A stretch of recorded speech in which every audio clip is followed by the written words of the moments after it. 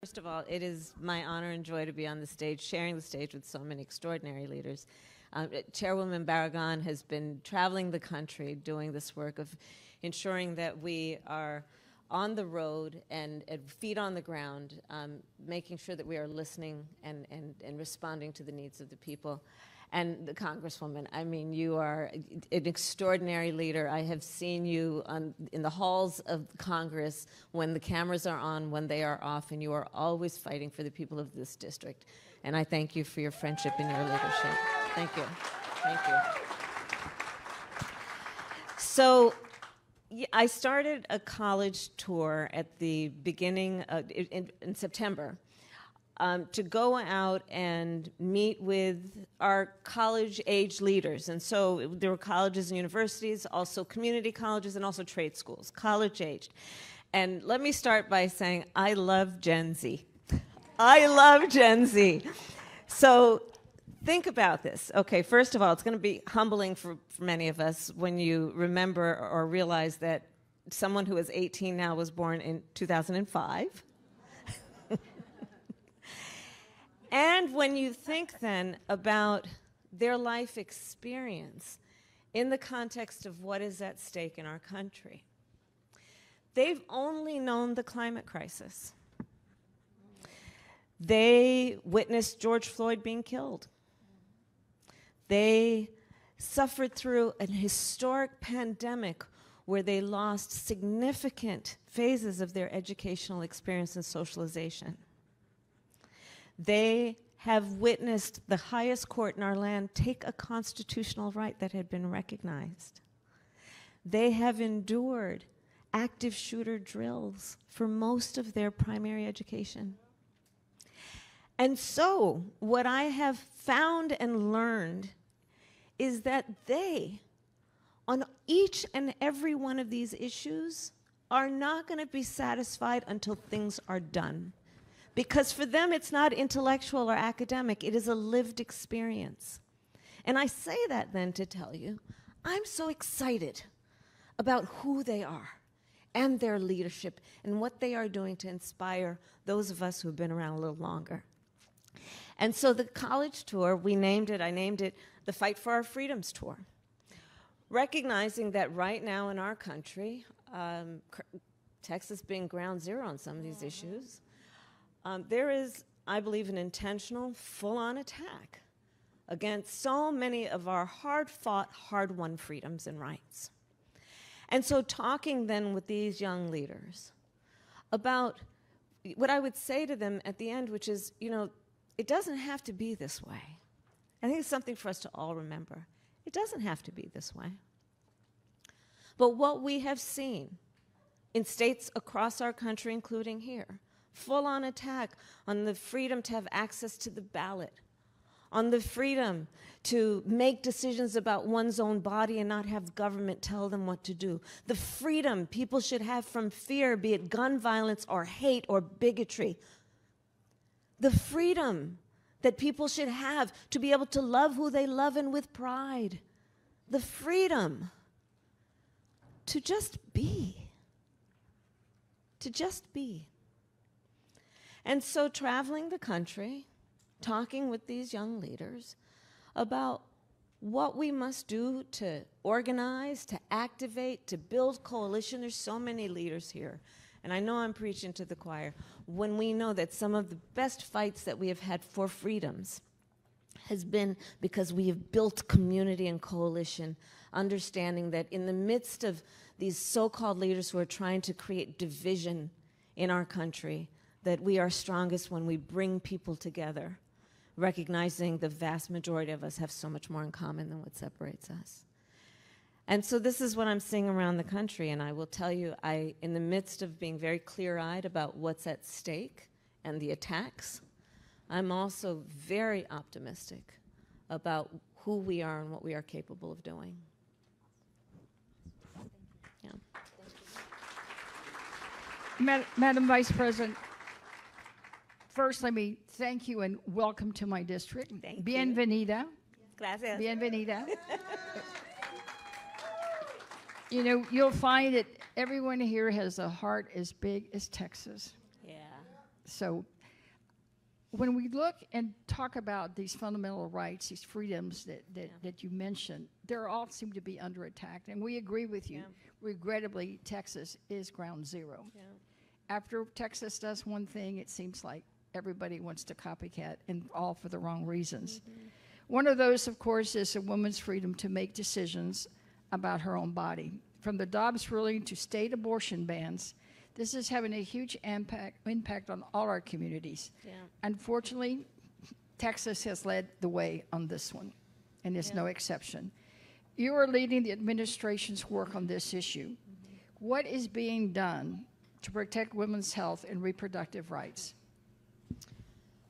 So, first of all, I thank you for your leadership on this. We've been working together on this, as we all have for quite some time.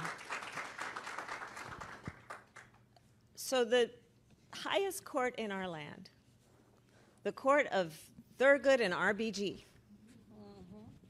took a constitutional right that had been recognized from the people of America, from the women of America.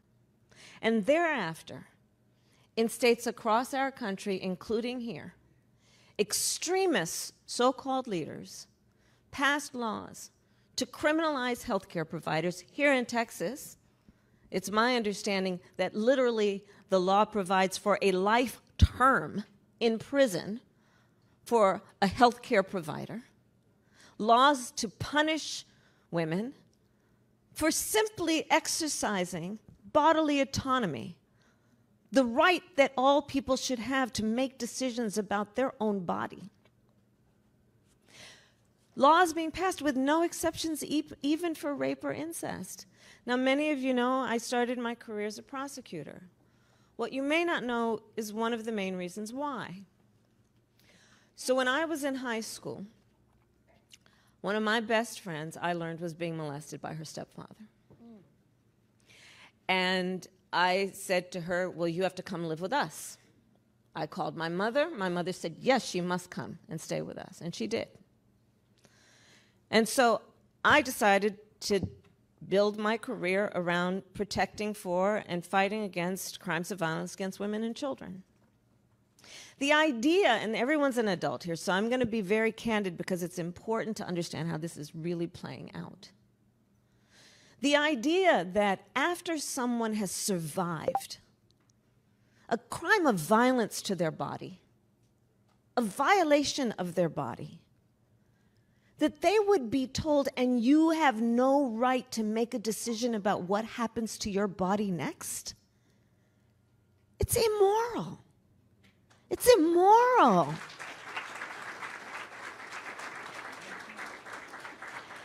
And on this subject, I think it is important that we all agree one does not have to abandon their faith or deeply held beliefs to agree.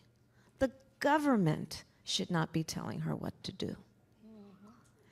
And so I think of this issue then as something that is so fundamental in terms of one of the most basic freedoms that all people should be entitled to.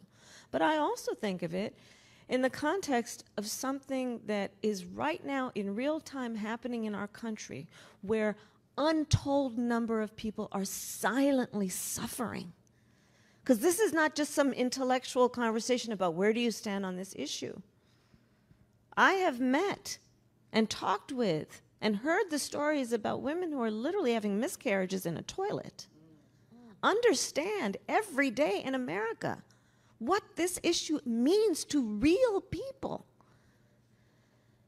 And I do believe that fundamentally people understand that, which is why when it was on the ballot in the midterms or in special elections from Kansas to California, from Virginia to Ohio, the people voted in favor of protecting this fundamental right.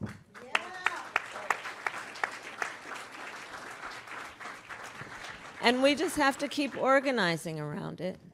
And in particular, we have to remind people that they are not alone and that they will not be judged and that they will be supported with one of the most difficult decisions they may have to make, but in a way that gives them the right that they have to dignity and to agency.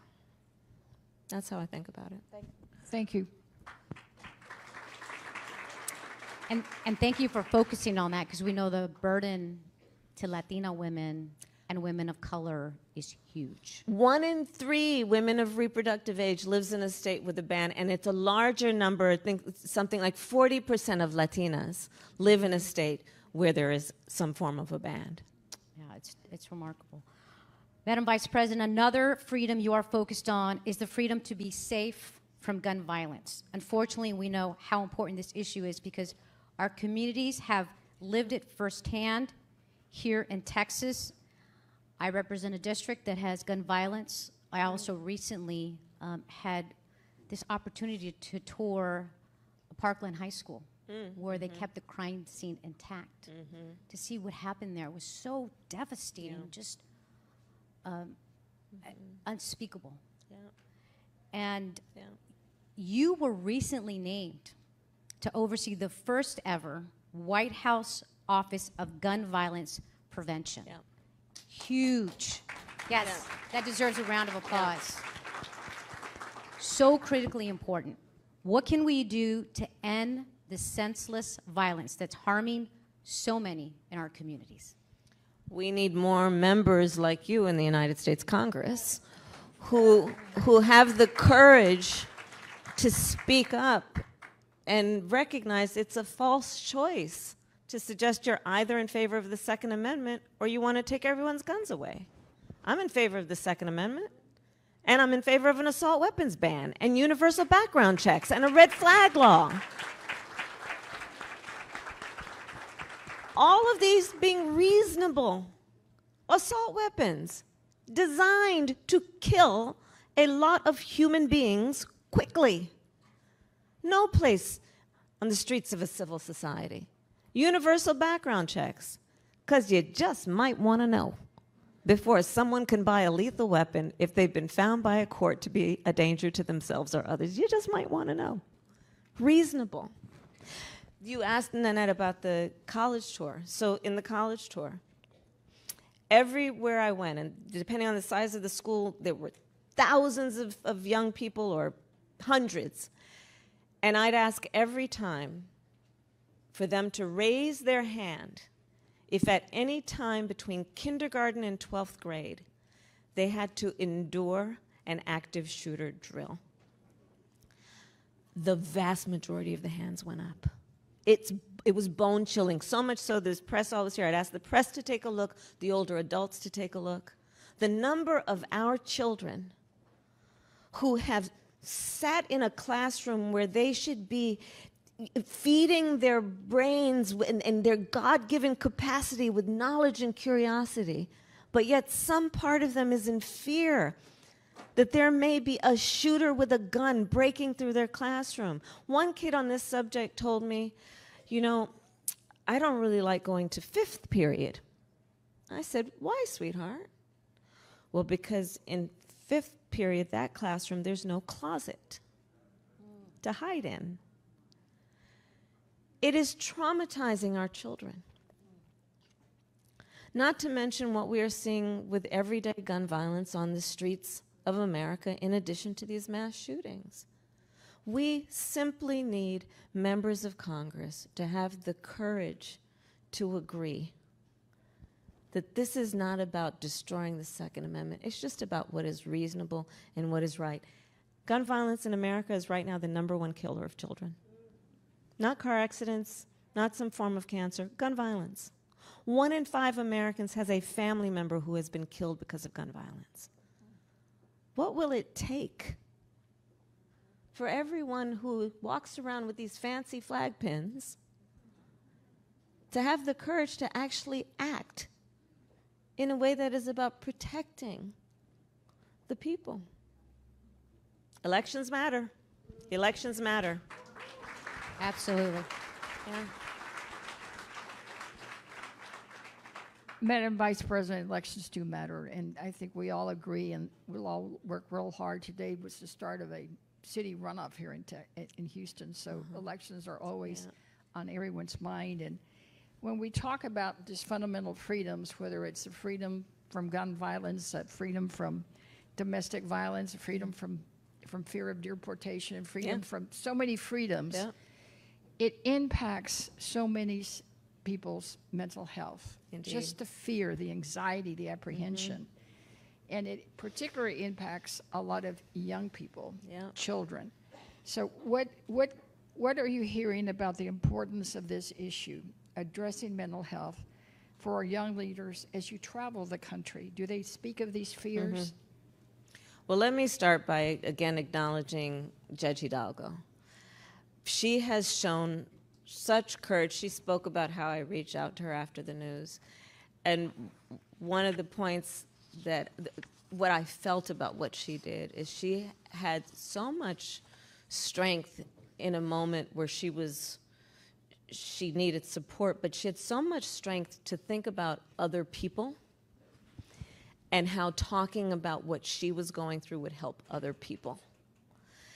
That's an extraordinary thing she did in so many ways. Takes a lot of courage. It takes a lot of courage to think about other people and what it might do to how you can help them out of your personal suffering.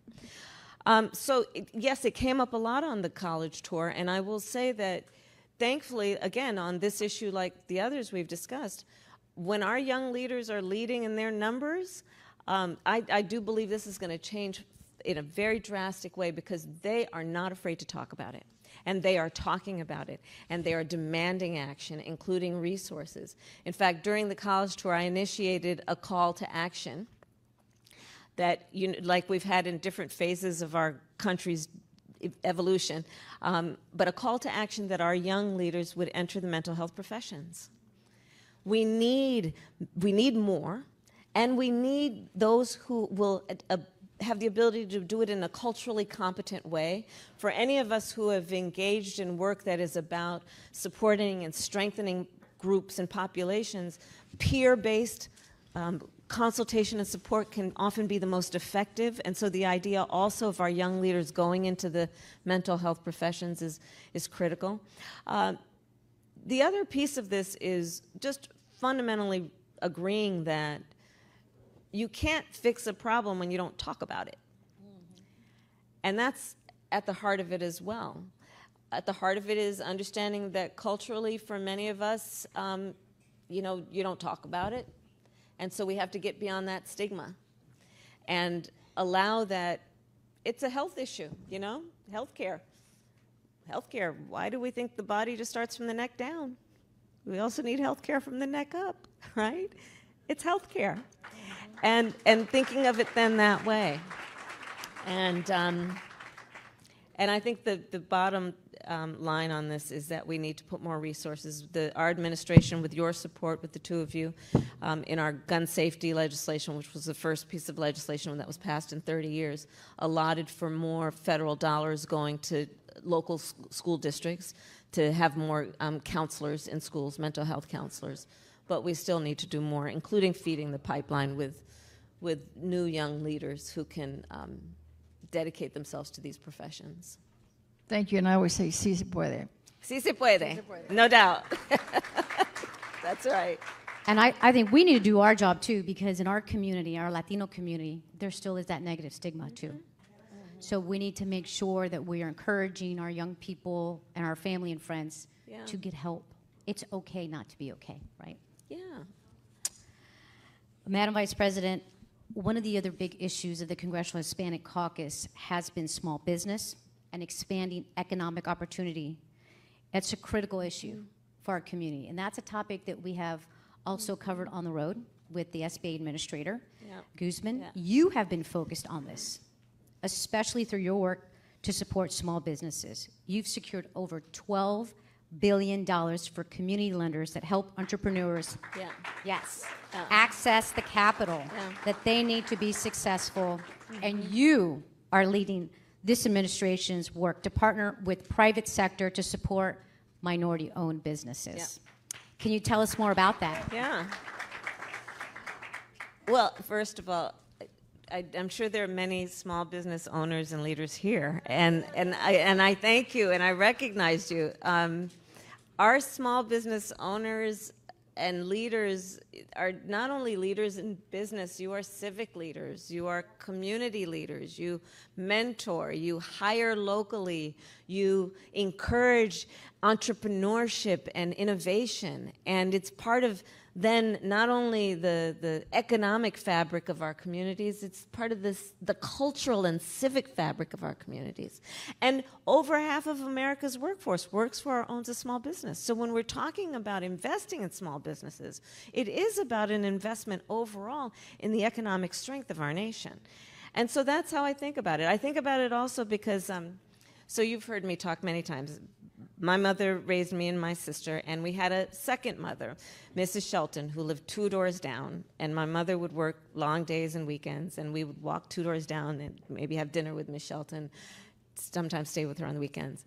And she was a small business owner. She actually ran and owned the nursery school. We lived in the apartment above the nursery school that she ran and owned growing up. And she was the matriarch of the community. And she nurtured and she supported, and I saw her and what she would do to keep this business running, but it was something for the heart. It wasn't just about profit and money. And so from childhood, I learned to praise small businesses and small business owners. And so the work I've been doing is also understanding that the ingenuity is there, the entrepreneurship is there in so many of our communities, but in so many of our communities, there's just not access to capital. So that is why I worked, when I was in the Senate, on getting the $12 billion, and then we've now done more as an administration, into community banks. Understanding community banks are situated in the community. They understand the culture and the mores and the needs of the community, and then will help invest also in a way that they will mentor local small businesses around what to do to grow the business, to deal with payroll and all of that. So we've now put $12 billion. I also got, to your point, private sector investors, including some of the big banks and Google, to put private money into the community banks also to invest in that so that we can increase the investment in small businesses. In addition, President Biden and I made clear that we also understand the history of disparity, including the fact that Latinos-owned small businesses only receive 2% of venture capital investment. We need to address that. We need to address the fact that too many minority-owned businesses, to your question, have been left out of the stream of getting federal contracts. And federal contracts, you know, once you qualify for it and you get it, if you do the job, that is about building significant wealth, as well as contribution to all we need to do. So we have now committed, the President and I have committed, we're going to increase by 50% federal contracts going to minority-owned businesses. And we are on track to do that. And I want to just mention, one of the very first things the Vice President did, and I won't forget this, was convened at the White House a roundtable of Latina small business owners. And I remember walking into that room and just being in awe and saying, elections matter. Right. Thank you for doing that. Thank you. And remember, I'm talking about small business owners who are like invested in working on a clean energy economy, tech startups, architects. I mean, the whole range from someone running a nursery school or a restaurant to engaged in just innovation with technology. This is who our small businesses are and who our minority-owned small businesses are. And our Latina small business are the fastest growing small businesses in the country, right? So I guess it's true Latinos are hot. Sorry, I couldn't resist that one. You do you. Yeah. Madam Vice President, you know, as I hear you talking, it reminds me of something else, that really every issue is a Latino issue. Yeah. We know that some have more impact than others. That's right. But I appreciate the whole of government approach Yeah. that the Biden-Harris administration has really focused on to ensure that there's equity and there's fairness and justice in everything that you do. Whether it's finances or healthcare, it doesn't matter. It's the whole approach. And I really, as a member of Congress, I can tell you, I really do appreciate that. But I know that we've made a lot of progress. There's a lot to brag about, and you really should have been from Texas because you're a good bragger. Hey, So hey, you from want to California. Lots to brag about. Let's Is have Rodney a Texas. Ellis still here? Well, let me just tell you. So I went to school with his wife, and back when he was in the state legislature, and this is when then would-be President Bush left the state, and I guess Rodney was like governor for a day. That's right. And he made a few of us honorary Texans. I'm one of them. I did not know that. Well, you have certainly won over the crowd with that one. But no, we still have a lot of work to do. And I know we've made a lot of progress. So what challenges do you see ahead, and how much work do we need to keep doing and just not giving up? So you framed the question around also what we've done on equity, which brings up, again, the earlier point about we are living in a moment where there is a full-on attack on hard-won freedoms and rights. I mean, you look at what's happening out of a state like Florida, where they started, and they're trying to have it take hold around the country, an attack on DEI, diversity, equity, and inclusion. To make it a bad word, right? To suggest it's a bad thing.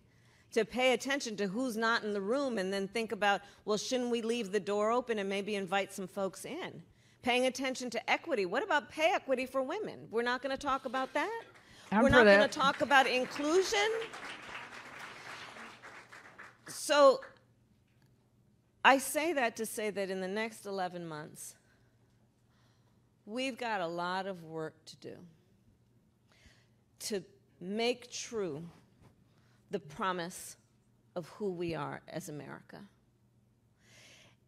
In particular, where there are these forces that are trying to intentionally divide us, where there are forces that are attempting to distract us with things like book bans, things that would deny history of America. We're going to have to build coalition, and we're going to have to remember that these are the things that make us strong as a nation, and this is a time for us to recommit ourselves. You know, as vice president, I will tell you, I have now met with over 100 world leaders, presidents, prime ministers, chancellors, and kings. When we walk in those rooms representing the United States of America, we do so chin up, shoulders back, with the self-appointed and earned authority to talk about things like rule of law and democracy. But here's the thing. When you walk in those rooms, then as a role model, it's a room full of role models, people watch what you do to see if it matches what you say. So understanding then that what happens over the course of the next 11 months and the outcome of that will impact not only our neighbors and our family members and our friends, but could potentially and very likely impact people around the world. And so there is so much at stake. And the thing about democracy, which is when we talk about freedoms, that's what we're talking about. Democracy, there's a duality to it. On the one hand, there's an incredible amount of strength. When it is intact, what it does to protect people's freedoms and rights, and therefore their dignity. It is also very fragile. It is only as strong as our willingness to fight for it. And that's the moment we're in right now. And it's the challenge then to all of us to fight for this country we love. And I know we love our country and we believe in its ideals. And that's what's at stake. And I'll just end that point by saying, you know, when I started September this fall, traveling around meeting our young leaders, I feel very optimistic that we will be okay as long as we all stay active. We cannot afford to passively sit by and watch this happen. Let's build community, let's build coalition, and therefore build the strength of our nation. Sí se puede. Sí se puede. Sí se puede. Sí se puede. Well, Madam Vice President, thank you so much for joining us on the road. Let's give her a round of applause. And can we take a selfie? Let's do it. On stage with the audience in the background.